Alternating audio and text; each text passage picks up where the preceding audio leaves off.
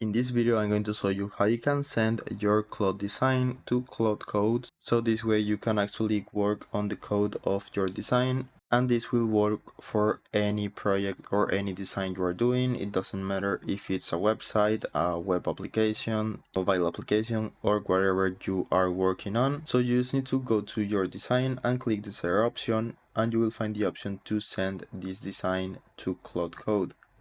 Just click this option. And if you are using the local Claude Code, you just need to copy this prompt and paste it on the terminal of Claude Code. And another thing you can do is download the zip file instead. So this way you can download the file and directly drop it or upload it to Claude Code.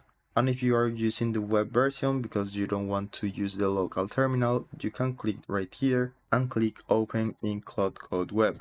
So this way it will directly open this specific design. So that's it. I hope it was helpful and thanks for watching.